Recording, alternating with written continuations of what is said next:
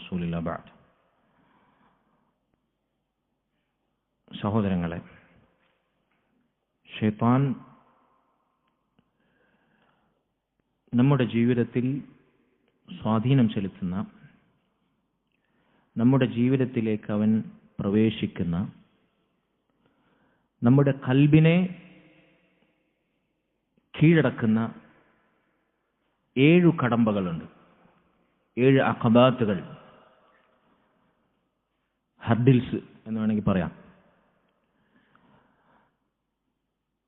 ഇതിലൂടെയാണ് ശൈത്താൻ മനുഷ്യനെ പിഴപ്പിക്കുക. ഇതാണ് നമ്മുടെ വിഷയത്തിന്റെ പ്രസക്ത ഭാഗം. അൽ അഖബത്തുൽ ഊല, ശൈത്താൻ മനുഷ്യരിലേക്ക് പ്രവേശിക്കുന്ന ഒന്നാമത്തെ അഖബ, ഒന്നാമത്തെ കടമ്പ അഖബത്തുൽ കുഫ്രി വശിർക്ക്, ഷിർക്കിന്റെയും കുഫറിന്റെയും വാതായനങ്ങളിലൂടെയാണ്. അല്ലാഹു സുബ്ഹാനഹു വ തആലയുടെ ദീനിനെ, അല്ലാഹുവിന്റെ വുജൂദിനെ, അല്ലാഹുവിന്റെ തൗഹീദിനെ, പരലോകത്തെ, സ്വർഗനരകങ്ങളെ, അംബിയാ മുർസലീങ്ങളെ, മലക്കുകളെ, ഖിയാമത്ത് നാളിനെ ആര് കളവാക്കുന്നോ അല്ലാഹുവിനോടുള്ള ഇബാദത്തിൽ അല്ലാഹുവിന് നൽകേണ്ടുന്ന ദുആ, പ്രാർത്ഥന, സഹായത്തേട്ടം, നേർച്ച, ബലി, ഭയം, പ്രതീക്ഷ, ബരമേൽപ്പിക്കൽ, നിസ്കാരം, നോമ്പ്, സകാത്ത്, ഹജ്ജ്, ഇതാരാണോ അല്ലാഹു അല്ലാത്തവർക്ക് നൽകുന്നത് മുഴുവനായി അവർക്ക് തിരിച്ചുവിടുക മാത്രമല്ല, അള്ളാഹുവിന് വേണ്ടി മാത്രം ഒരാൾ നിസ്കരിക്കുന്നു. മുസ്ലിമീങ്ങൾ ആരെങ്കിലും അല്ലാത്തവർക്ക് വേണ്ടി നിസ്കരിക്കുന്നുണ്ടോ? ആ രംഗത്ത് മുസ്ലിമീങ്ങൾക്കിടയിൽ ശിർക്ക് സംഭവിക്കുന്നില്ല എന്നാണ് നമ്മൾ മനസ്സിലാക്കുന്നത്. അൽഹംദുലില്ലാ. അള്ളാഹുവിന് വേണ്ടി മാത്രമാണ്, ഒരേ റബ്ബിന് മുമ്പിൽ മാത്രമാണ് മുസ്ലിമീങ്ങളെല്ലാം കൈകെട്ടി റുക്കൂ ചെയ്ത് സുജൂദ് ചെയ്യുന്നത്, തക്ബീറത്തുൽ ഇഹ്റാം കൊണ്ട് തുടങ്ങി സലാം വീട്ടുന്നത് അള്ളാഹുവിന് മുമ്പിലാണ്. ഖുൽ ഇന്ന സ്വലാത്തി വനുസുക്കി വമഹ്യായ വമമാതി ലില്ലാഹി റബ്ബിൽ ആലമീൻ എന്നത് മുസ്ലിമീങ്ങൾ അന്വർത്ഥമാക്കുന്ന നിസ്കാരത്തിന്റെ രംഗത്ത്. എന്നാൽ അള്ളാഹുവിന് വേണ്ടി മാത്രം നിസ്കരിക്കുമ്പോൾ കൂടെയുള്ള ആളുകൾ കാണാൻ വേണ്ടി നിസ്കാരം നന്നാക്കുന്നു, കൂടെയുള്ള ആളുകളെ പേടിച്ച് ജമാഅത്ത് നിസ്കാരത്തിനെത്തുന്നു, വരാതിരുന്നാൽ ആളുകൾ ചോദ്യം ചെയ്യുമെന്ന് പേടിക്കുന്നു, സദഖ കൊടുക്കുന്നു, ഹജ്ജ് ചെയ്യുന്നു. എന്തിനാണ് ഹജ്ജ് ചെയ്യുന്നത്? ഹജ്ജ് ചെയ്ത് നാട്ടിലെത്തി തിരിച്ചു വന്നാൽ ഹാജിയാർ പട്ടം നൽകുന്ന വലിയ സ്വീകരണം എന്നെ കാത്തിരിക്കുന്നുണ്ട് എന്ന പ്രതീക്ഷ. അള്ളാഹുവിന് വേണ്ടി മാത്രം ചെയ്ത ഹജ്ജ് നിഷ്ഫലമായി പോകുന്നു, അതിന്റെ പ്രതിഫലം നിർവീര്യമായി പോകുന്നു. എന്തിനാണ് ഖുർആൻ ഹിഫ്ലാക്കുന്നത്? ഖുർആൻ മുഴുവൻ ഞാൻ മനഃപ്പാഠമാക്കിയാൽ എന്നെ ആളുകൾ ഹാഫിളുകൾ എന്ന് വിളിക്കണം. ആളുകൾ ഹാഫിൾ എന്ന സ്തുതിവാചകം കേൾക്കാൻ ആഗ്രഹിച്ചുകൊണ്ട് ഞാൻ ഖുർആൻ പഠിക്കുന്നു. അള്ളാഹുവിന് വേണ്ടി മാത്രം ചെയ്യേണ്ടത്, അള്ളാഹു അല്ലാത്തവർക്ക് അതിന്റെ അംശം പോകുന്നു. ഇങ്ങനെ കുഫറിന്റെയും ശിർക്കിന്റെയും വാതായനങ്ങളിലൂടെ ശൈത്താൻ നമ്മിലേക്ക് പ്രവേശിക്കാൻ ശ്രമിക്കും. നോക്കൂ നിങ്ങൾ, ഇന്ന് ആധുനിക കാലഘട്ടത്തിൽ മുസ്ലിം ഉമ്മത്തിലെ ചെറുപ്പക്കാർ പരിശുദ്ധ ദീനുൽ ഇസ്ലാമിന്റെ അധ്യാപനങ്ങൾ വിട്ട് നിരീശ്വര നിർമ്മതവാദങ്ങളിലേക്ക് ചേക്കേറുന്നു. മുസ്ലിം ഉമ്മത്തിലെ പെൺമക്കൾ, തൗഹീദിന്റെ പാരമ്പര്യമുള്ള കുടുംബത്തിൽ ജനിച്ചു വളർന്ന പെൺമക്കൾ, തൗഹീദിന്റെ മണ്ണിൽ അവരുടെ ചെറുപ്പകാലവും ബാല്യകാലവും കൗമാരകാലവും പഠിച്ചു പിന്നീട് ഗ്രാജുവേഷന് വേണ്ടി നാട്ടിലെത്തിയ പെൺകുട്ടികൾ, ഹിജാബിന്റെ മറവിൽ ആത്മീയവും ഭൗതികവുമായ സംരക്ഷണത്തിൽ വളർന്ന, ഇസ്ലാമിന്റെ ചട്ടക്കൂടിൽ വളർന്ന പെൺകുട്ടികൾ ഒരവസരം കിട്ടുമ്പോൾ ദീൻ കാറ്റിൽ പറത്തി, പെണ്ണിന് പെണ്ണുമതി, ആണിന് ആണുമതി, മതം കാടത്തമാണ്, നീചത്വമാണ് എന്ന് പരസ്യമായി പറഞ്ഞ് മാതാപിതാക്കളെയും സമൂഹത്തെയും വെല്ലുവിളിച്ച് ഹറാമായ ഭൂമികയിലേക്ക് സഞ്ചരിക്കുന്ന അവസ്ഥ നമ്മൾ കാണുന്നു. ശൈത്താൻ അഴിച്ചുവിടുന്ന ആദ്യത്തെ കടമ്പയാണിത്, കുഫറിന്റെയും ശിർക്കിന്റെയും കടമ്പ. ഇനി ദീനുണ്ട് എന്ന് പറയുന്നവർ ഖുർആനിന്റെയും ഹദീസിന്റെയും അധ്യാപനങ്ങൾ തങ്ങളുടെ ബുദ്ധിക്ക് യോജിക്കുന്നില്ലെങ്കിൽ സഹീഹുൽ ബുഖാരി ആകട്ടെ, സഹീഹ് മുസ്ലിം ആകട്ടെ തള്ളുന്നു. അള്ളാഹുവിന്റെ കലാം, പരിശുദ്ധ ഖുർആൻ, അതിന്റെ ആശയങ്ങൾ അറബി അറിയാത്തവർ, അതിന്റെ തഫ്സീർ കാണാത്തവർ, അതിന്റെ യഥാർത്ഥ മുറാദ് എന്താണ്, ഖുർആനിനെ എങ്ങനെ വ്യാഖ്യാനിക്കണമെന്ന് തഫ്സീറിന്റെ ഉസൂലുകൾ അറിയാത്തവർ തനിക്ക് തോന്നിയ പരിഭാഷ പരതുന്നു, ഗൂഗിളിൽ സെർച്ച് ചെയ്യുന്നു, ഇന്റർനെറ്റിനെ മുഫ്തിയാക്കുന്നു, അവനങ്ങ് പുലമ്പുന്നു. അള്ളാഹുവിന്റെ ഖുർആനിന്റെ വചനങ്ങളുടെ ആയത്തിന്റെ സാരാംശങ്ങൾ. എന്നാൽ അല്ലാഹും റസൂലും ഉദ്ദേശിച്ചത് സലഫു സ്വാലിഹീങ്ങൾ, മുൻഗാമികൾ, സ്വഹാബത്ത്, താബിഈങ്ങൾ മനസ്സിലാക്കി അതിന് നേരെതിരാണ്. ഇത് കുഫറിലേക്ക് എത്തുന്ന വാക്കുകളാണ്. മൻ ഹലഫ ബിഗൈരില്ലാഹി ഫഖദ് അശ്റക, ആരെങ്കിലും അല്ലാഹുവിനെ കൊണ്ടല്ലാതെ സത്യം ചെയ്താൽ അവൻ വാക്കിൽ കുഫർ സംഭവിച്ചവനാണ്, ശിർക്ക് സംഭവിച്ചവനാണ്. ഔ കഫർ എന്നും ഹദീസുകളിൽ കാണാം.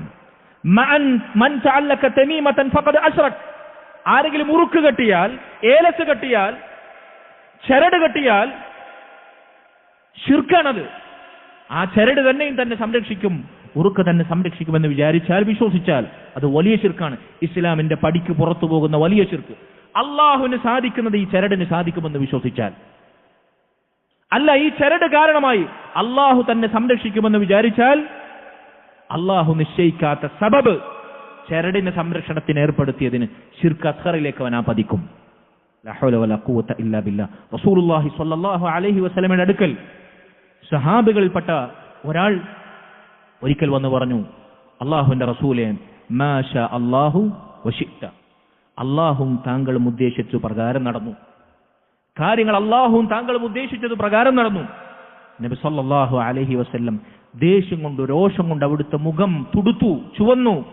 നബി സല്ലല്ലാഹു അലൈഹി വസല്ലം തിരിച്ചു ചോദിച്ചു, അജഅൽതനി ലില്ലാഹി നിദ്ദൻ, നീ എന്നെ അള്ളാഹുവിനോട് സമനാക്കിയതാണോ? നീ എന്നെ അള്ളാഹുവിനോട് സമനാക്കുകയാണോ? റസൂലുള്ളാഹി സ്വല്ലല്ലാഹു അലൈഹി വസല്ലം സ്വഹാബിയോടാണ് ചോദിച്ചത്. എന്നിട്ട് അവിടുന്ന് തിരുത്തി കൊടുത്തു, ഖുൽ മാ ശാ അല്ലാഹു വഹ്ദ. അതല്ലെങ്കിൽ വേറെ ചില റിവായത്തുകൾ കാണാം, ഖുൽ മാ ഷാ അല്ലാഹു സുമ്മ ഷാ ഫുലാൻ. അല്ലാഹു മാത്രം ഉദ്ദേശിച്ചു എന്ന് പറയുക. അതല്ലെങ്കിൽ അല്ലാഹു ഉദ്ദേശിച്ചു പിന്നെ ഇന്നാൽ ഇന്നയാളും ഉദ്ദേശിച്ചു എന്ന് പറയുക.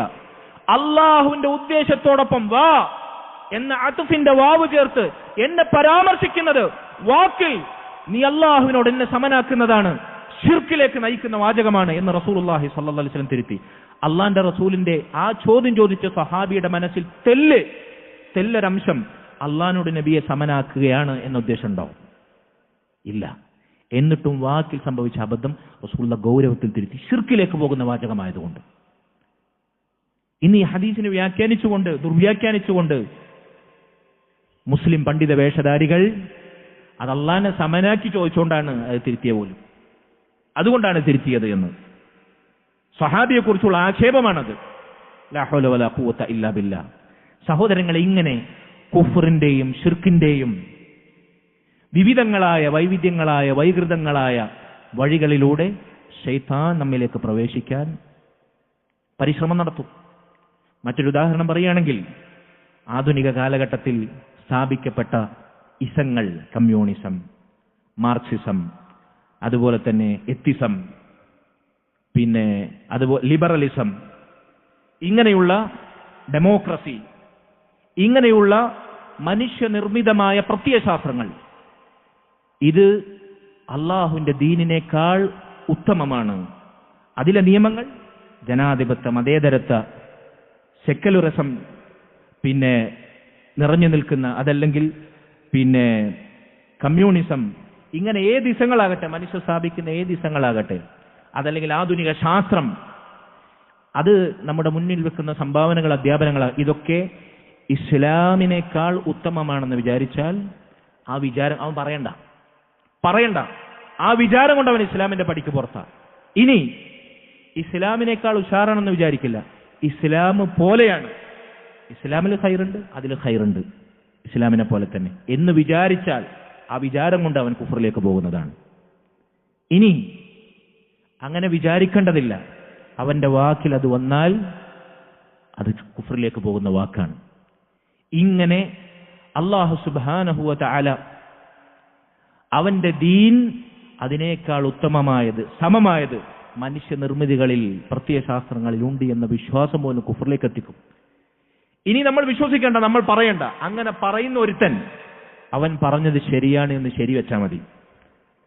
അള്ളാന്റെ ദീൻ അതിനേക്കാൾ ഉത്തമമായത് ആധുനിക കാലഘട്ടത്തിലെ സെക്യുലറിസവും മതേതരത്വവും ജനാധിപത്യ നിയമങ്ങളുമാണ് എന്നൊരുത്തൻ പറഞ്ഞാൽ എന്താ അതിന് പ്രശ്നം എന്ന് ചോദിച്ചാൽ മതി. അല്ലെങ്കിൽ അതങ്ങനെ അവൻ സാധ്യതയില്ലേ, ഇസ്ലാമിൽ എല്ലാ കാര്യങ്ങളും സമ്പൂർണ്ണമായി ശരിയാണോ എന്ന സംശയം മതി. വിശ്വാസം ഉറപ്പും വേണം. സംശയം മതി.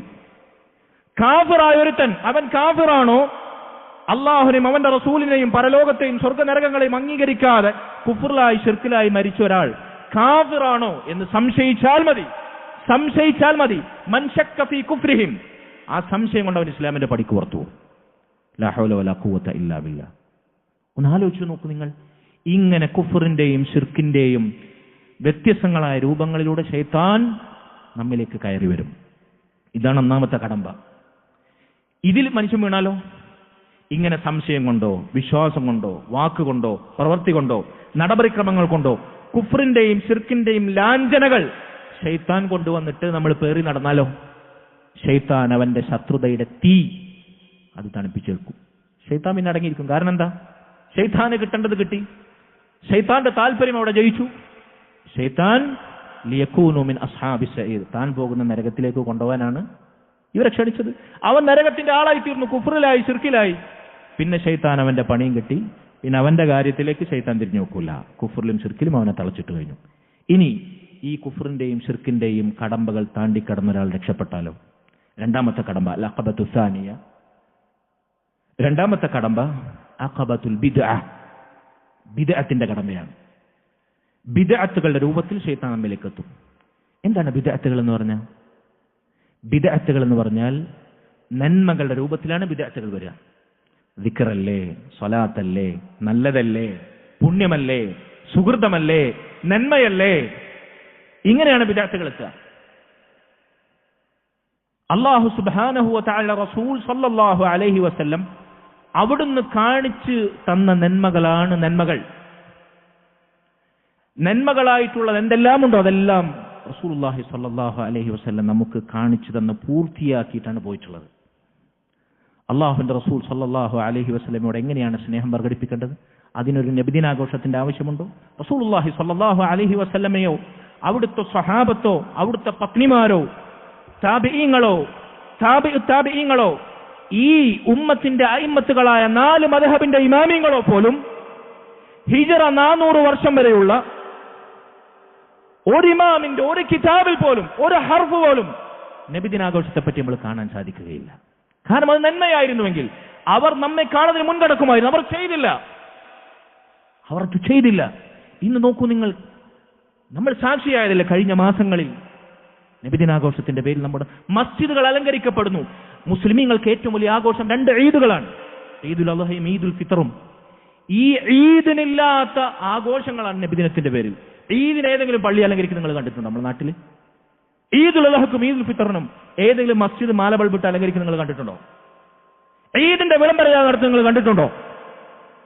ദുൽഹിജ്ജ മാസം ഹിലാല് കണ്ടു കഴിഞ്ഞാൽ അതിന്റെ ആദ്യ സെക്കൻഡ് മുതൽ അങ്ങാടികളിലും ജനങ്ങൾ കൂടുന്നിടത്തും മസ്ജിദുകളിലും വീടുകളിലും ഉറക്കെ തക്ബീർ ചൊല്ലൽ സുന്നത്താണ്, ജമാഅത്തായി. എവിടെങ്കിലും ഈ സുന്നത്ത് നടപ്പിലാക്കുന്നത് സുന്നത്ത് ജമാഅത്തിന്റെ ആളുകളാണെന്ന് വാദിക്കുന്നവർ തങ്ങളുടെ കുട്ടികളും കൂട്ടി റോട്ടിലിറങ്ങി തക്ബീറുകൾ നിങ്ങൾ കണ്ടിട്ടുണ്ടോ? അള്ളാഹുവിന്റെ റസൂൽ ഹയാത്താക്കിയ സുന്നത്തുകൾ കുഴിച്ചുമൂടി അവിടുത്തെ റസൂലിന്റെ സുന്നത്തിന്റെ മാതൃകയിൽ ഒരംശം പോലും ഇല്ലാത്ത ബിദ്അത്തുകൾ ദീനായി കൊണ്ടാടുന്ന അവസ്ഥ ശൈത്താന്റെ രണ്ടാമത്തെ അഖബയാണത്. ലാ ഹൗല വലാ ഖുവത ഇല്ലാ ബില്ലാഹ്. നല്ലതല്ലേ എന്റെ പ്രശ്നം എന്നാണ് ആളുകളുടെ ചോദ്യം. എടോ, നല്ല രൂപത്തിലാണ് ബിദ്അത്തുകൾ വരിക. നന്മയുടെ രൂപത്തിൽ വരുന്ന തിന്മകൾക്കാണ് ബിദ്അത്തുകൾ എന്ന് പറയുക. ബിദ്അത്തിൽ നല്ലതുമില്ലേ ചീത്തയില്ലേ? നബിദിനാഘോഷം നല്ല ബിദ്അത്തല്ലേ? ദിക്ർ വാർഷികം നല്ല ബിദ്അത്തല്ലേ? സ്വലാത്ത് സമ്മേളനം നല്ല ബിദ്അത്തല്ലേ? അപ്പൊ പിന്നെ ചീത്ത ബിദ്അത്ത് എന്ന് പറഞ്ഞാൽ എന്താ? ബിദ്അത്ത് എന്ന് പറഞ്ഞാൽ നല്ലതിന്റെ രൂപത്തിൽ തന്നെ വരിക. മദ്യപാനത്തെ കുറിച്ച് നമ്മൾ ബിദ്അത്ത് എന്ന് പറയോ? വ്യഭിചാരത്തെ കുറിച്ച് ബിദ്അത്ത് എന്ന് പറയോ? പലിശയെ കുറിച്ച് ബിദ്അത്ത് എന്ന് പറയാം. ഗീബത്ത്, നമീമത്ത്, കളവ്, വഞ്ചന, ചതി, കൊലപാതകം, കൊള്ള, ഇത് നമ്മൾ ബിദ്അത്ത് എന്ന് പറയോ? അതിന് ഇസ്ലാമിൽ പറയുന്ന സാങ്കേതിക ശബ്ദം മഅസിയത്ത് എന്നാണ്. മഅസിയ, തിന്മ എന്നാണ്. മറ്റതിന് ബിദ്അത്ത് എന്ന് പറയാം. ബിദ്അത്തിൽ നല്ലതും ചീത്തയും എന്ന വേർതിരിവില്ല. നബി സല്ലല്ലാഹു അലൈഹി വസല്ലം അവിടുത്തെ എല്ലാ സംസാരത്തിലും ഖുതുബയിലും തുടക്കത്തിൽ പറഞ്ഞത് ഫഇന്ന കുല്ല ബിദ്അത്തിൻ ദലാല, എല്ലാ ബിദ്അത്തും പിൽക്കാലത്ത് നല്ലതും ചീത്തയും എന്ന് വേർതിരിക്കുന്ന ഖൗമ് വരാനുണ്ട് എന്ന് നബി സല്ലല്ലാഹു അലൈഹി വസല്ലം മുൻപിൽ കണ്ടതുപോലെയുള്ള പ്രവചനമാണ്. എല്ലാ ബിദ്അത്തും, സർവ്വ ബിദ്അത്തും, കുല്ല് എന്ന് പറഞ്ഞ വാക്കിന്റെ അർത്ഥം മുസ്ലിം ഉമ്മത്തിലെ സാമാന്യം എല്ലാവർക്കും അറിയുന്ന അർത്ഥമല്ലേ? എല്ലാ ബിദ്അത്തും ദലാല, വഴികേടാണ്. വകുല്ലു ദലാലത്തിൻ ഫിന്നാർ, എല്ലാ ളലാലത്തും നരകത്തിലേക്കാണ്. ലാ ഹൗല വലാ ഖുവത ഇല്ലാ ബില്ലാഹ്. അപ്പോൾ ശൈത്താൻ നന്മയാണെന്ന് ഭംഗിയാക്കി, നന്മയാണ് എന്ന് ഓതിത്തന്ന് ബിദ്അത്തുകളെ ദീനിലേക്ക് കടത്തിക്കൂട്ടി മനുഷ്യനെ പിടികൂടും. മഅസിയത്തുകൾ സംഭവിക്കുന്നവരെക്കാൾ ഗുരുതരമാണ് ഇവരുടെ കാര്യം. എന്താണ് കാര്യം? ഒരു തിന്മ സംഭവിക്കുന്നവൻ, ഒരു ഹറാമായ തിന്മ ചെയ്യുന്നവൻ, അവൻ എന്നെങ്കിലും ഒരിക്കലും അതിന് തൗബ ചെയ്യാൻ സാധ്യതയുണ്ട്. കാരണം ഇത് തിന്മയാണെന്ന് അവൻ അറിയാം. മദ്യപാനവും വ്യഭിചാരവും പലിശയും കൊള്ളയും കൊലപാതകവും കളവും വഞ്ചനയും ഇത് തിന്മയാണെന്ന് ചെയ്യുന്ന അധിക പേർക്കും അറിയാം. ഏതെങ്കിലും ഒരു കാലത്ത് അവൻ അതിൽ നിന്ന് തൗബ ചെയ്യാൻ സാധ്യതയുണ്ട്. പക്ഷെ ബിദ്അത്ത് ചെയ്യുന്നവർ എന്ത് വിചാരിച്ചിട്ടാണ് ചെയ്യുന്നത്? നന്മയാണ്, ദീനാണെന്ന് കരുതിയിട്ടത് ചെയ്യുന്നത്. അതുകൊണ്ട് തൗബയുടെ കവാടങ്ങൾ അവർക്ക് മേൽ കൊട്ടിയടക്കപ്പെടും. അള്ളാഹുവിന്റെ റസൂലിന്റെ ഹൗദിൽ നിന്ന്, ഹൗദുൽ കൗസറിൽ നിന്ന് ഖിയാമത്ത് നാളിൽ പാനം ചെയ്യുന്നവർക്ക് തടയപ്പെടും, അവരകറ്റപ്പെടും, അവർ അവിടെ നിന്ദരാകും, പതിതരാകും. ഇതാണ് അവർക്കുള്ള ഏറ്റവും വലിയ നഷ്ടം. തൗബയില്ലാതെ മരണപ്പെടുന്ന അവസ്ഥയുണ്ടാകും. അതുകൊണ്ട് സഹോദരങ്ങളെ, ഇതാണ് ശൈത്താന്റെ രണ്ടാമത്തെ കടമ്പ, ബിദ്അത്തിന്റെ അഖബ. മൂന്നാമത്തത്, ഇനി ഒരാളുടെ ജീവിതത്തിൽ ശിർക്കുമില്ല, കുഫ്റുമില്ല, ബിദ്അത്തുമില്ല, ഈ രണ്ട് കടമ്പകളും അവൻ ചാടിക്കടന്നു. ശൈത്താൻ മൂന്നാമത്തെ ബാരിയർ വെച്ച് കൊടുക്കും, മൂന്നാമത്തെ ഹദ്ദിൽ. അതെന്താണ്? അഖബത്തുൽ കബായിർ, വൻപാപങ്ങളുടെ കടമ്പ. വൻപാപങ്ങൾ എന്ന് പറഞ്ഞാൽ എന്താണ്? അള്ളാഹുവിന്റെ റസൂൽ സല്ലല്ലാഹു അലൈഹി വസല്ലം ഒരു കാര്യം ഗൗരവത്തിൽ ഉണർത്തി അത് ചെയ്തവൻ നരകത്തിലാണ്. ഉദാഹരണത്തിന്, മാ അസ്ഫല മിനൽ ഖഅബൈനി ഫഫിന്നാർ, നെരിയാണിക്ക് താഴെ പോകുന്ന വസ്ത്രം നരകത്തിലാണ് എന്ന് നബി സല്ലല്ലാഹു അലൈഹി വസല്ലം നെരിയാണിക്ക് താഴെ വീഴുന്ന വസ്ത്രം നരകത്തിലാണെന്ന് വിശേഷിപ്പിച്ചു. അപ്പൊ നെരിയാണിക്ക് താഴെ വസ്ത്രം എടുക്കുക എന്നുള്ളത് വൻപാപങ്ങളിൽപ്പെട്ടതാണ്. സംഗീതം കേൾക്കൽ 4 മദ്ഹബിന്റെ ഇമാമിങ്ങൾക്ക് പോലും അഭിപ്രായ വ്യത്യാസമില്ലാത്ത കാര്യമാണ്. സംഗീതം കേൾക്കൽ ഹറാമാണെന്നുള്ള വിഷയത്തിൽ സംഗീതം കേൾക്കുന്നു. സംഗീതവും വാദ്യോപകരണങ്ങളും ഉപയോഗിക്കുന്നവർക്ക് അല്ലാഹു സുബ്ഹാനഹു വ തആല ദുനിയാവിൽ ശിക്ഷയിറക്കുമെന്ന ഹദീസുകൾ, സ്വഹീഹായ ഹദീസുകൾ നമ്മുടെ മുമ്പിലുണ്ട്. അതുപോലെ തന്നെ സ്ത്രീകളുടെ വസ്ത്രം ധരിക്കുന്ന പുരുഷന്മാരുടെ വസ്ത്രം ധരിക്കുന്ന സ്ത്രീകൾ നബി സല്ലല്ലാഹു അലൈഹി വസല്ലം അവരെ ശപിച്ചിരിക്കുന്നു. അള്ളാഹു അവരെ ശപിക്കട്ടെ എന്ന് നബി സല്ലല്ലാഹു അലൈഹി വസല്ലം ലഅനത്തിന് വേണ്ടി ദുആ ചെയ്തു. ഇന്ന് നോക്കൂ നിങ്ങൾ, ഇന്ന് ആധുനിക കാലഘട്ടത്തിലെ മുസ്ലിം പെൺകുട്ടികളുടെയും ആൺകുട്ടികളുടെയും വേഷം എന്താണ്? ചെറുപ്പക്കാരുടെയും ചെറുപ്പക്കാരികളുടെ വേഷം എന്താണ്? ബാക്കിൽ കുറച്ച് മുടി നീട്ടിക്കഴിഞ്ഞാൽ മീശിൻ താടിയൊന്നല്ലെങ്കിൽ കൗമാരക്കാരനെ കണ്ടാൽ അവൻ പെൺകുട്ടിയാണെന്ന് തോന്നും. ജീൻസും ടീഷർട്ടും.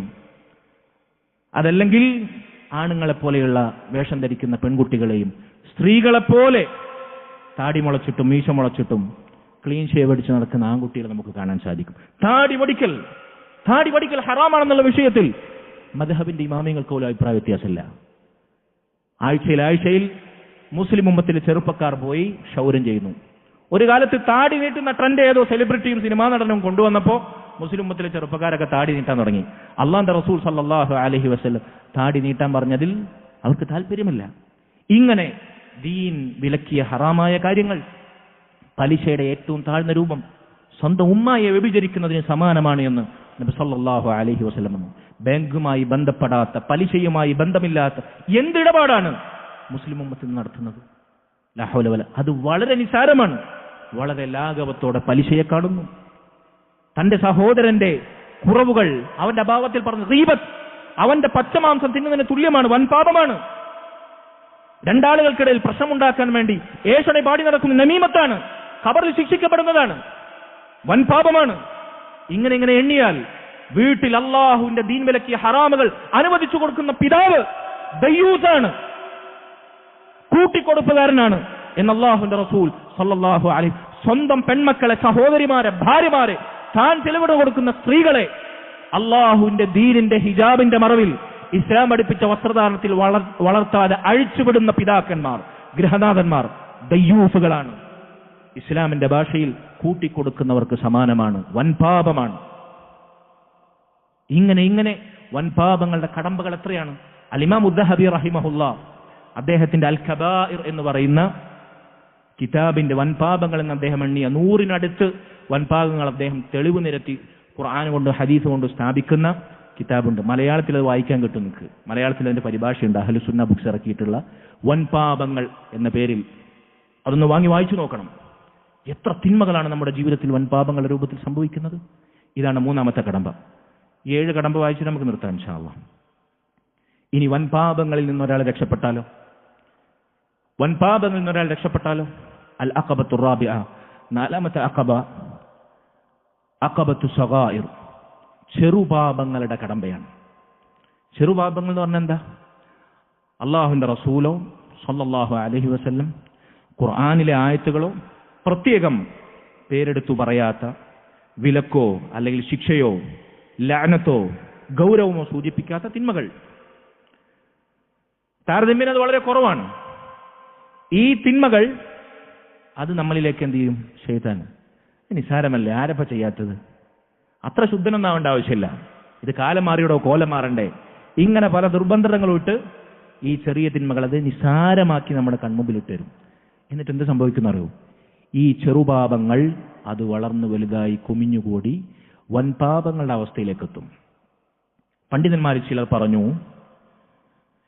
ചെറുപാപങ്ങളിൽ ഒരാൾ മുഴുകിപ്പോയാൽ, ഒരാളുടെ ജീവിതത്തിൽ ചെറുപാപങ്ങൾ സ്ഥിരം സംഭവമാണ്, ആരപ്പ ചെയ്യാത്തത്, അങ്ങനെയൊക്കെ നോക്കി ജീവിക്കാൻ പറ്റുമോ എന്ന ലാഘവത്തോടെ ചെറുപാപങ്ങളിൽ അവൻ ആണ്ടുപോയി, ഫൽ ഇസ്റാറു അല ദംബ്, അങ്ങനെ അവൻ ചെറുപാപങ്ങളിൽ ആണ്ടുപോയാൽ ആ ചെറുപാപങ്ങൾ വൻപാപങ്ങളുടെ തലത്തിലേക്ക് ഉയരും. വൻപാപങ്ങൾ പൊറുക്കപ്പെടണമെങ്കിൽ തൗബ ചെയ്യണം. തൗബ ഇല്ലാതെ വൻപാപങ്ങൾ അല്ലാഹു പുറത്തരൂല. നമ്മുടെ നിസ്കാരം കൊണ്ടും നോമ്പ് കൊണ്ടൊക്കെ പുറത്തു വരുന്ന ചെറുപാപങ്ങളാണ്, വൻപാപങ്ങളല്ല. അങ്ങനെ ആരും വിചാരിക്കരുത്. വൻപാപങ്ങൾ ഓരോന്നിനും പ്രത്യേകം തൗബ ചെയ്താൽ അല്ലാഹു പുറത്തുവരുള്ളൂ. അമലുകൾ കൊണ്ട് മാത്രം തൗബ ചെയ്യാതെ പുറത്തു വരുന്ന ചെറുപാപങ്ങളാണ്. എന്നാൽ ഈ ചെറുപാപങ്ങൾ നമ്മുടെ ജീവിതത്തിൽ നിത്യസംഭവമായാൽ അത് തിന്മയാണെന്ന് നമുക്കറിയില്ല, നമ്മൾ അതിൽ മുഴുകിപ്പോയി എങ്കിൽ തകൂനു മൻസിലത്തൽ കബായിർ, അത് വൻപാപങ്ങളുടെ പദവിയിലേക്ക് ഉയരും. നമ്മളൊട്ട് തൗബ ചെയ്യൂല. വൻപാപങ്ങൾ സംഭവിച്ച് തൗബ ചെയ്ത് അതിൽ നിന്ന് മടങ്ങിയവനേക്കാൾ മോശമായ അവസ്ഥയിലേക്ക് ഈ ചെറുപാപങ്ങൾ മുഴുകിയവനെത്തും. അങ്ങനെ ചെറുപാപങ്ങളുടെ കടമ്പകളിലൂടെ ശൈത്താൻ നമ്മളെ പിടിച്ചു വലിക്കും. ഈ ബാരിയറും കടന്ന് രക്ഷപ്പെട്ടാൽ ചെറുപാപങ്ങളിൽ ഉറച്ചു പോകാതെ ചെറുപാപങ്ങളിൽ നിന്ന് അകന്നു കഴിഞ്ഞാൽ പിന്നെ ശൈത്താന്റെ അഞ്ചാമത്തെ കടമ്പ എന്താണ്? അവന് വെച്ച് അഞ്ചാമത്തെ ഹർഡിൽ അഖബത്തുൽ മുബാഹാത്ത്, അള്ളാഹു ഹലാലാക്കിയ ദീനിൽ നമുക്ക് അനുവദിച്ചിട്ടുള്ള മുബാഹായ കാര്യങ്ങൾ, അനുവദനീയമായ കാര്യങ്ങൾ, അത് നമുക്ക് അതിന്റെ വിശാലമായ വാതായനങ്ങൾ ഇങ്ങനെ തുറന്നിട്ട് തരും. എന്നിട്ടോ ഇപ്പൊ ഒരാൾക്ക് ഉറങ്ങാന്നുള്ളത് ഹലാലാണ്. ഭക്ഷണം കഴിക്കാം, നല്ല വസ്ത്രം വാങ്ങാം, ലിനന്റെ ക്ലോത്ത് തന്നെ ഉപയോഗിക്കാം, പ്രശ്നമില്ല. ബ്രാൻഡഡ് ഷൂ വാങ്ങാം, ബ്രാൻഡഡ് ചെരുപ്പ് വാങ്ങാം, വാച്ച് വാങ്ങാം, ഒരു പ്രശ്നമില്ല. മുന്തിയ കാറ് വാങ്ങാം, ഒരു പ്രശ്നമില്ല. ഹലാലായ സമ്പാദ്യം കൊണ്ട് വാങ്ങൽ, വലിയ വീട് വെക്കാം, ഒരു പ്രശ്നമില്ല. പക്ഷേ ഈ മുബാഹായ കാര്യങ്ങളിലായിരിക്കും അവന്റെ ജീവിതം മുഴുവൻ. അള്ളാഹു ഹലാലാക്കിയ തീറ്റയും കുടിയും വസ്ത്രവും വീടും പൈസയും സമ്പാദ്യവും വാഹനവും ഇതുമ്പോ തന്നെ ആയിരിക്കും അവന്റെ ജീവിതം. ജോലി, വരുമാനം, ഷോപ്പ്, കട, ഇതന്നെ ആയിരിക്കും അവന്റെ ജീവിതം. ഹലാലല്ലേ, ഹലാലാണ്. എന്നിട്ട് എന്ത് ചെയ്യുന്നറിയോ? ഫയുശ്ഖിലുഹു ബിഹാ അനിൽ ഇസ്തിക്സാറി മിന ത്വആത്ത്, അള്ളാഹു നിർബന്ധമാക്കിയ കാര്യങ്ങളിൽ അവൻ ഒഴിവാക്കാൻ തുടങ്ങും. ആദ്യം സുന്നത്തായ കാര്യങ്ങളായിരിക്കും, ഫർളൊക്കെ ചെയ്യും, കൃത്യമായി ജമാഅത്തിനെത്തും, ഫർളായ ഇബാദത്തുകളൊക്കെ വാജിബൊന്നും ഒഴിവാക്കാതെ പ്രവർത്തിക്കും. പിന്നെ അവൻ എന്ത് ചെയ്യും? സുന്നത്തായ കാര്യങ്ങൾ ഒഴിവാക്കുന്ന അവസ്ഥയിലേക്ക് എത്തും. പിന്നെ സുന്നത്ത് ഒഴിവാക്കിയിട്ട് വാജിബായ നിസ്കാരമൊക്കെ പതുക്കെ സമയം തെറ്റും, ജമാഅത്ത് തെറ്റും. ഇനിയിപ്പോൾ എന്തിനാ പള്ളി പോകണം? കടയിൽ നിസ്കരിക്കും, അല്ലെങ്കിൽ പുരയിൽ നിസ്കരിക്കും, സ്ഥാപനത്തിൽ നിസ്കരിക്കും. പിന്നെ നിസ്കാരം തന്നെ ഒഴിവാക്കുന്ന അവസ്ഥയിൽ ഈ ഹലാലായ കാര്യങ്ങളിൽ മുഴുകി അവനെ സുന്നത്ത് ഒഴിവാക്കി, വാജിബ് ഒഴിവാക്കി, അവസാനം ദീൻ തന്നെ ഒഴിവാക്കുന്ന അവസ്ഥയിലേക്ക് അവനെ കൊണ്ടെത്തിക്കും. മുബാഹായ കാര്യങ്ങൾ മുഴുകി ഹലാലായ കാര്യങ്ങൾ കൊണ്ട്. ഇത് ശൈത്താന്റെ മറ്റൊരു കുതന്ത്രമാണ്. ഏറ്റവും ചുരുങ്ങിയത് എന്താണെന്നറിയോ? ഏറ്റവും ചുരുങ്ങിയത് കൊണ്ടിരുന്ന നഷ്ടം, ഏറ്റവും മഹത്തായ പ്രതിഫലം ലഭിക്കുന്ന നല്ല ഐച്ഛികമായ സൽക്കർമ്മങ്ങളുണ്ട്, സുന്നത്തുകളുണ്ട്. ജമാഅത്ത് നിസ്കാരം കൃത്യമായി ഒരാൾ നിർവഹിച്ചാൽ, റവാത്തിബ് സുന്നത്തുകൾ കൃത്യമായി നിർവഹിച്ചാൽ, മസ്ജിദിലേക്ക് വുളുണ്ടാക്കി നടന്നു വന്നു കഴിഞ്ഞാൽ, ജുമാക്ക് നേരത്തെ വന്നു കഴിഞ്ഞാൽ, 2 ആഴ്ച മുമ്പുള്ള നമ്മുടെ 2 ഖുത്ബകൾ ആ വിഷയത്തിലായിരുന്നു, സാധിക്കുന്നവർ അത് കേൾക്കണം. ഇങ്ങനെയുള്ള നന്മകൾക്കുള്ള അവസരം അവൻ നഷ്ടപ്പെടുത്തും. ഹജ്ജ് ചെയ്യാതെ ഉംറ ചെയ്യാതെ ഹജ്ജിന്റെ ഉംറന്റെ കൂലി കിട്ടുന്ന പ്രതിഫലം, ഇങ്ങനെ ഒരു വർഷം, ഒരു കാൽവെപ്പിന് 1 വർഷം നോമ്പെടുത്തവന്റെയും നിന്ന് നിസ്കരിച്ചവന്റെയും കൂലി ലഭിക്കുന്ന ജുമാക്ക് നേരത്തെ പുറപ്പെട്ടാലുള്ള കാൽവെപ്പ്, ഇങ്ങനെ പലതും ഏറ്റവും ചുരുങ്ങിയത് അതെങ്കിലും അവൻ നഷ്ടപ്പെടുത്തും. ഈ മുബാഹായ കാര്യങ്ങളിൽ മുഴുകി ശൈത്താൻ അവനെ ദീനിൽ നിന്ന് തടയുന്ന അവസ്ഥയെത്തും. ഇനി ഇതിലും പിടികൊടുക്കാതെ ഒരാൾ ചാടി രക്ഷപ്പെട്ടാലോ? ഈ കടമ്പയും കടന്നവൻ സഞ്ചരിച്ചാൽ ശൈത്താന്റെ 6ാമത്തെ ഹർഡിൽ, 6ാമത്തെ അഖബ അഖബത്തുൽ അമാലി മർജൂഹ അൽ മഫ്ലൂല മിന ത്വാഅത്ത്. 2 അമലുകൾ ഉണ്ടാവും. അതിലേറ്റവും ശ്രേഷ്ഠമായതിനെ മറന്നിട്ട് താരതമ്യേന ശ്രേഷ്ഠത കുറഞ്ഞ അമലിന് വേണ്ടി സമയം ചെലവഴിക്കും. ഉദാഹരണത്തിന്, ജുമഅക്ക് നേരത്തെ ഖതീബ് മിമ്പറിൽ കയറുന്നതിന് മുമ്പ് വളരെ നേരത്ത് ആദ്യത്തെ സഫിൽ സ്ഥാനം പിടിക്കലാണോ, കഷ്ടിമുഷ്ടി ഇപ്പോൾ 12:40 12:39 പ്ലസ് 30 സെക്കൻഡ്, അതല്ലെങ്കിൽ 40 സെക്കൻഡ്, അല്ലെങ്കിൽ അവസാനത്തെ സെക്കൻഡുകളിൽ എത്തുന്ന ഏതാണ് ഖൈർ, ഏതാണ് അഫ്ളൽ? നേരത്തെ എത്തുന്നതാണല്ലോ. അപ്പൊ ഈ അഫ്ളലായ നേരത്തെ വരിക എന്നുള്ള പരിപാടി നിർത്താം. ജമാഅത്ത് നിസ്കാരത്തിന് ബാങ്കിന് ഇഖാമത്തിനിടയിലെത്തി റവാത്തിബ് സുന്നത്ത് നിസ്കരിക്കാനുള്ള അവസരമുണ്ട്, ബാങ്കിന് ഇഖാമത്തിനിടയിൽ ദുആ ചെയ്യാനുള്ള അവസരമുണ്ട്, തള്ളപ്പെടാത്ത ദുആക്ക് അവസരമുണ്ട്. തക്ബീറത്തുൽ ഇഹ്റാം ഇമാമിന്റെ ഒപ്പം കിട്ടും, ഫസ്റ്റ് സഫിൽ ഇമാമിന്റെ മുമ്പിൽ നിൽക്കാൻ പറ്റും, പിന്നിൽ നിൽക്കാൻ പറ്റും. ഈ അവസരമൊക്കെ സ്ഥിരമായി നഷ്ടപ്പെടുത്തുക. എപ്പോഴും വൈകി വരിക, മസ്ബൂക്കാവുക പിന്നീത്തെ സഫിൽ, അല്ലെങ്കിൽ ജമാഅത്ത് നഷ്ടപ്പെടുന്ന അവസ്ഥ. അപ്പൊ ഇങ്ങനെ ഏറ്റവും ശ്രേഷ്ഠമായത് ഒഴിവാക്കി താരതമ്യേന ശ്രേഷ്ഠത കുറഞ്ഞതിൽ സമയം അവൻ ചെലവഴിക്കും, അല്ലെങ്കിൽ അത് മാത്രം ചെയ്യുന്ന അവസ്ഥ. താടി നീട്ടലാണ് സുന്നത്ത്. സുന്നത്ത് എന്നുള്ള റസൂലുള്ളാഹിന്റെ സുന്നത്ത് എന്നുള്ള അർത്ഥത്തിലാണ് റസൂലുള്ളാഹിന്റെ ചര്യം. പുരുഷന്മാർക്ക് താടി വെറുതെ വിടലാണ് കൽപ്പനയാണ്. താടി നിങ്ങൾ വെറുതെ വിടുക, താടി നിങ്ങൾ യഥേഷ്ടം വളർത്തുക. എന്നാൽ പേരിനൊരു കുറ്റിത്താടി ഹറാമിന് ഒഴിവാക്കാൻ. താടി വടിക്കലല്ലേ ഹറാമുള്ളൂ. ഒരു വരയും കോലും പിന്നെ പൂടക്കുറ്റിയൊക്കെ ഉണ്ടായിക്കഴിഞ്ഞാൽ താടിയാവും. താടി ശരി, ഹറാമിൽ നിന്ന് കഴിച്ചിലാകാൻ പേരിന്റെ താടി ഉണ്ടായാൽ മതി. പക്ഷേ താടി വളർത്തലാണോ കഷ്ടിമുഷ്ടി ഒപ്പിക്കുന്ന താടിയാണോ അഫ്ളൽ? പറങ്ങൾ. ഇനി മറ്റൊരു ഉദാഹരണം ഞാൻ പറയുകയാണെങ്കിൽ, നെരിയാണിക്ക് മുകളിലാണ് ഒരു പുരുഷന്റെ വസ്ത്രം. നെരിയാണിക്ക് മുകൾ ഒരു പുരുഷന്റെ റസൂലുള്ളാഹി സ്വല്ലല്ലാഹു അലൈഹി വസല്ലം ആ വിഷയം പറഞ്ഞ ഹദീസിൽ ഒരു പുരുഷന്റെ വസ്ത്രം അരക്ക് താഴേണ്ടത് എവിടം വരെയാണ്? സഹാബത്ത് കടം വരെ നിസ്ഫുസാഖ്, കണങ്കാലിന്റെ മധ്യത്തിലാണ് ഒരു പുരുഷന്റെ വസ്ത്രം താഴേണ്ടത്. പരമാവധി താഴാൻ അനുവാദമുണ്ടെങ്കിൽ നെരിയാണി വരെ, നെരിയാണിക്ക് മുകളിൽ അവിടെ നിൽക്കണം. അതുവരെ മുസ്ലിം പുരുഷന്റെ പാൻസ് ആണെങ്കിലും മുണ്ടാണെങ്കിലും ആവശ്യമുള്ളൂ. അതിനപ്പുറത്തുള്ളത് മുറിച്ചു കളയാൻ നമുക്ക് സാധിക്കണം, കട്ട് ചെയ്ത് ഒഴിവാക്കാൻ നമുക്ക് സാധിക്കണം. റെഡിമെയ്ഡ് എടുത്താൽ അടുത്ത കടയിലെ ടൈലറിന്റെ അടുത്ത് കൊണ്ടുപോയി അപ്പൊ തന്നെ കട്ട് ചെയ്ത് ഒഴിവാക്കാൻ സാധിക്കും. ചുരുട്ടി വെക്കലും തിരികെ വെക്കലും കയറ്റി വെക്കലല്ല. ഈ നെരിയാണിക്ക് മുകളിൽ ചുരുട്ടി വെക്കലും കയറ്റി വെക്കലും തിരികെ വെക്കലും മടക്കി വെക്കലും തിരികെ വെക്കലൊക്കെ അതാണ് അഫ്ളൽ. അതങ്ങ് കട്ട് ചെയ്ത് നരകത്തിൽ പോണ വസ്ത്രമല്ലേ, വേണ്ട എനിക്ക് കട്ട് ചെയ്ത് തോട്ടിലെറിയാനാണോ അഫ്ളൽ? പറയുന്നത് ഏതാണ് അഫ്ളൽ? കുട്ടി ഷർട്ടും കുട്ടി പാൻറ്റും ടൈറ്റ് പാൻറ്റും സ്കിൻ ഫിറ്റ് പാൻറ് ഇടലാണോ? നമ്മൾ സുജൂദിൽ പോയാൽ റുക്കൂൽ പോയാൽ നമ്മുടെ പുറമ്പോക്ക് ഭാഗം പോലും പിന്നിൽ നിൽക്കുന്ന നിസ്കാരക്കാർക്ക് പ്രയാസം ഉണ്ടാക്കാത്ത രൂപത്തിൽ നീളമുള്ള വസ്ത്രടൽ, ലൂസുള്ള വസ്ത്രടലാണോ അഫ്ളൽ? ഏതാണ് അഫ്ളൽ? പറ നിങ്ങൾ.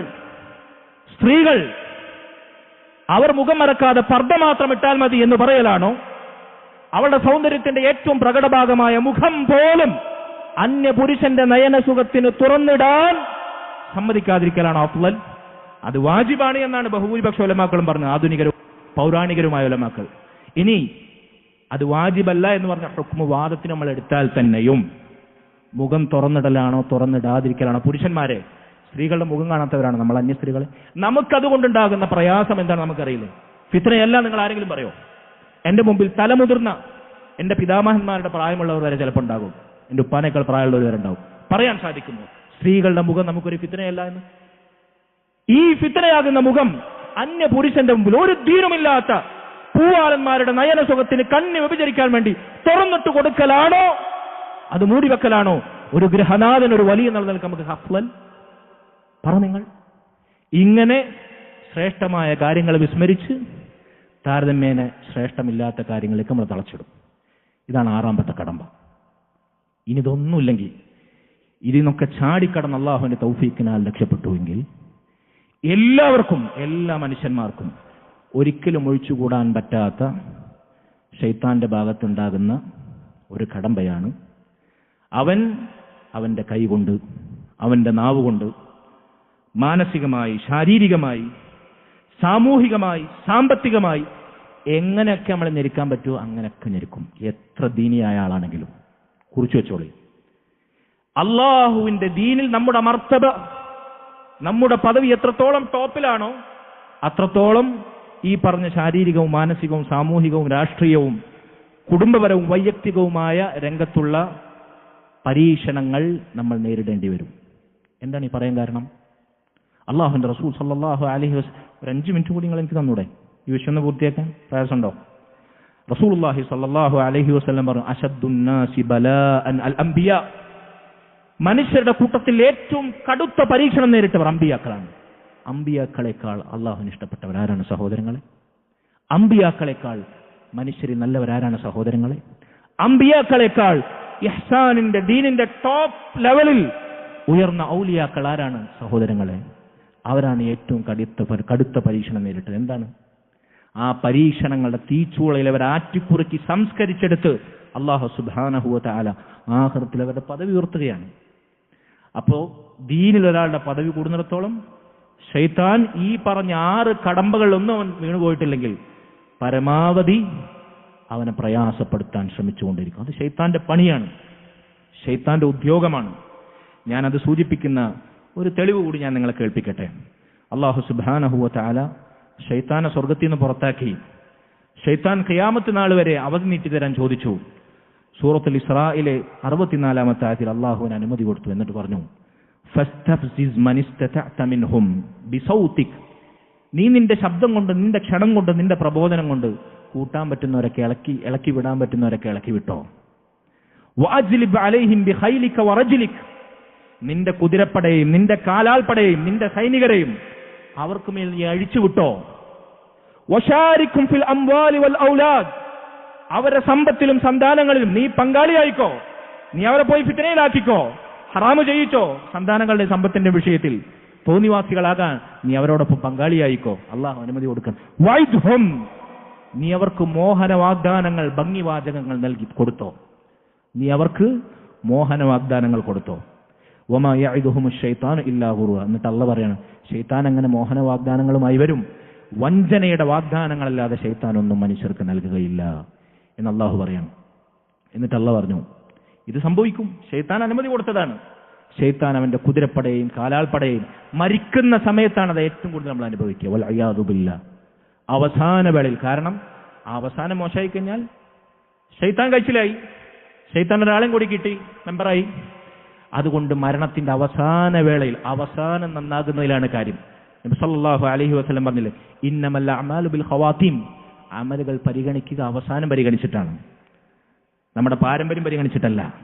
അതുകൊണ്ട് അവസാനം നന്നാവാൻ, ഇസ്തിഖാമത്തുണ്ടാകാൻ അള്ളാഹുവിലേക്ക് സദാ അടുക്കുകയും അള്ളാഹുവിനോട് സദാ രക്ഷ ചോദിക്കുകയുമാണ്. പക്ഷേ ഇന്ന ഇബാദി, എന്നിട്ട് അള്ളാഹു വരാണ്, എന്റെ അടിമകൾ, മുഅ്മിനീങ്ങളായ എന്റെ അടിമകൾ, ലൈസ ലക അലൈഹിം സുൽത്താൻ, നിനക്ക് അവർക്കുമേൽ യാതൊരു സ്വാധീനം ഉണ്ടാവില്ല അള്ളാഹിന്റെ തൗഫീഖിനാൽ. അതുകൊണ്ട് മുഅ്മിനീങ്ങളെ, മുവഹിദുകളെ, സുന്നികളെ, സഹോദരങ്ങളെ, നിങ്ങൾ അള്ളാഹുവിന്റെ ദീൻ മുറുകെ പിടിക്കുക. ഒരു ശിർക്കിന്റെയും കുഫറിന്റെയും കറബാധിക്കാതെ, ബിദ്അത്തിന്റെ ലാഞ്ചന പേറാതെ, വൻപാപങ്ങൾ തൊട്ടു തീണ്ടാതെ, ചെറുപാപങ്ങളിൽ ആണ്ടുപോകാതെ, അള്ളാഹു ഹലാലാക്കിയ കാര്യങ്ങളിൽ മുഴുകി മഹത്തായ നന്മകൾ പാഴാക്കാതെ, അതിശ്രേഷ്ഠമായ കാര്യങ്ങൾ എത്തിപ്പിടിക്കാൻ ശ്രമമില്ലാതെ, ശ്രേഷ്ഠത കുറഞ്ഞ കാര്യങ്ങളിൽ സമയം ചെലവഴിക്കാതെ അല്ലാഹു സുബ്ഹാനഹു വ തആലയുടെ ദീനിലേക്ക് സമ്പൂർണ്ണമായി തിരിച്ചു വരിക. ഉദ്ഖുലൂ ഫിസ്സിൽമി കാഫ, ഇസ്ലാമിലേക്ക് പൂർണ്ണമായി പ്രവേശിക്കുക. ഇതാണ് നമ്മുടെ പരിഹാരം. അതിന് ഏറ്റവും ആദ്യം നമ്മെ സഹായിക്കുന്ന കാര്യം അള്ളാഹുവിന്റെ ദീൻ ഇങ്ങനെ ചടഞ്ഞിരുന്നവന്റെ മസ്ജിദുകൾ പഠിക്കുക. ഇങ്ങനെയല്ല പഠിക്കേണ്ടത്. സലഫുകൾ പഠിച്ച രൂപം നമുക്ക് പലർക്കും പല സന്ദർഭങ്ങളിൽ നമ്മൾ മനസ്സിലാക്കിയതാണ്. ആഴ്ചയിൽ ഒരു ദിവസം 1 മണിക്കൂറെങ്കിലും, അതല്ലെങ്കിൽ 1 ചില്ലറ മണിക്കൂറെങ്കിലും അള്ളാഹുവിന്റെ ദീനിന്റെ ഈ മഹത്തായ അധ്യാപനങ്ങൾ കേൾക്കാനും സ്വായത്തമാക്കാനും അമലാക്കാൻ, അത് സ്വരുക്കൂട്ടാനും നമുക്ക് സാധിക്കുന്നില്ല എങ്കിൽ എങ്ങനെയാണ് ഈ കടമ്പകളും ഈ ഹർഡിൽസും ഈ ബാരിക്കേഡുകളും പിശാച് അഴിച്ചുവിടുന്ന പ്രതിബന്ധങ്ങളും ബാലികേറ മലകളും പർവ്വത സമാഹാരമായ ഈ പ്രതിബന്ധങ്ങൾ നമ്മൾ എങ്ങനെയാണ് ചാടിക്കടക്കുക? അള്ളാഹു അതിനുള്ള തൗഫീഖ് നമുക്ക് നൽകുമാറാകട്ടെ. اللهم إنا نعوذ بك من الفتن ما ظهر منها وما بطن. اللهم إنا نعوذ بك من الفتن ما ظهر منها وما بطن. اللهم إنا نعوذ بك من الفتن ما ظهر منها وما بطن. ربنا تقبل منا إنك أنت السميع العليم وتب علينا إنك أنت التواب الرحيم واغفر لنا يا غافر المذنبين وارحمنا بأنواع رحمتك يا أرحم الراحمين والحمد لله رب العالمين وصلى الله وسلم وبارك على نبينا محمد وعلى آله وصحبه أجمعين. سبحانك اللهم وبحمدك أشهد أن